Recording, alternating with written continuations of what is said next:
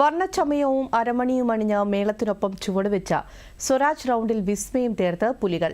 തൃശൂർ സ്വരാജ് റൗണ്ടിൽ പുലികളി പുരോഗമിക്കുകയാണ്. വിവരങ്ങളുമായി അജേഷ് ചേരുന്നുണ്ട്. അജേഷ്, കേൾക്കാമോ? അജേഷ്, തൃശൂർ സ്വരാജ് റൗണ്ടിൽ പുലികളൊക്കെ എത്തി തുടങ്ങിയോ? എങ്ങനെ പുരോഗമിക്കുന്നു? പുലികളി പുരോഗമിക്കുകയാണ്.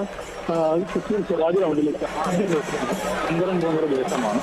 സങ്കരം കോങ്ങര ദേശം മനോഹരമായ താബോകളും പുലികളും അടങ്ങിയ വൈവിധ്യമാർന്ന പുലികളുടെ നിരയുമായി എത്തി കാണികളെ കൈയ്യടി നേടി. അതിനുശേഷം ഇപ്പോൾ അയ്യന്തോൾ ദേശമാണ് സ്വരാജ് റൗണ്ടിലേക്ക് എത്തിക്കൊണ്ടിരിക്കുന്നത്. അതിൽ അയ്യന്തോൾ ദേശത്തിന്റെ ഒരു താബോ ജനങ്ങളെ വല്ലാതെ ആവർത്തിച്ചിരിക്കുകയാണ്. പുലിയും മത്സ്യവും ചേർന്നിട്ടുള്ള ഒരു താബോയിൽ അവതരിപ്പിച്ചിരിക്കുന്നത്. ഒരു പക്ഷേ ഇത്തവണത്തെ പുലികളിലെ മികച്ച സമ്മാനം നേടാൻ സാധ്യതയുള്ള ഐറ്റമായി ഇപ്പോൾ തന്നെ ഇതിനെ പ്രേക്ഷകർ വിലയിരുത്തുന്നുണ്ട്. തൊട്ടു പിന്നാലെ പുലികളുടെ വലിയ കൂട്ടം വരുന്നുണ്ട്. എന്തായാലും ഇത്രയും നേരം നല്ല വെയിലുള്ള ഒരു കാലാവസ്ഥയായിരുന്നു. ഈ ഒരു സായാഹ്നത്തിലും ആളുകൾ ഈ വെയിൽ കൊണ്ട് തടിച്ചുകൂടി ഈ പുലികളിയെ ആഘോഷിക്കുകയാണ്. തൃശ്ശൂരിന്റെ പുലികളി വലിയൊരു ആഘോഷമാക്കി തീർക്കുകയാണ് ഇവിടുത്തെ ആസ്വാദകരും അതിനോടൊപ്പം ഈ പുലികളി നടത്തുന്ന കലാകാരന്മാരും എല്ലാം തന്നെ.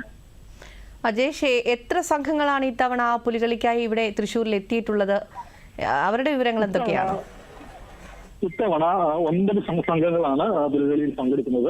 കഴിഞ്ഞ തവണ അത് 7 ആയിരുന്നു. എന്നാൽ ഇത്തവണ 9 ഉയർന്നിട്ടുണ്ട്.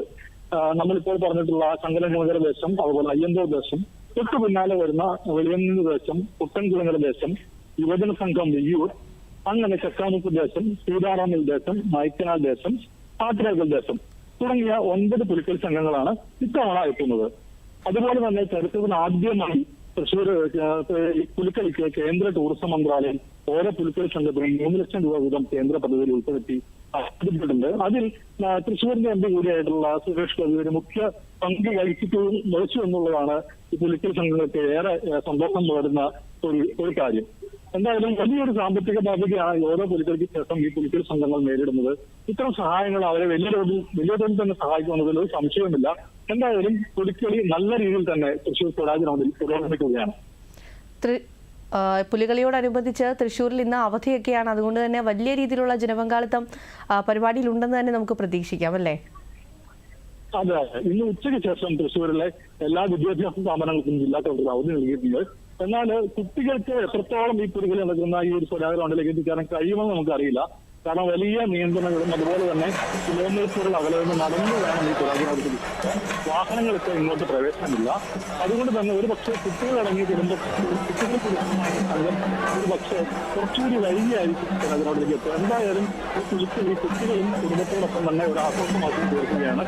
കുട്ടികൾ തന്നെ പ്രത്യേകത. ശരി അജേഷ്, വ്യക്തമാണ്. തൃശ്ശൂരിൽ പുലികളി സംഘം ഇറങ്ങിയിരിക്കുകയാണ്.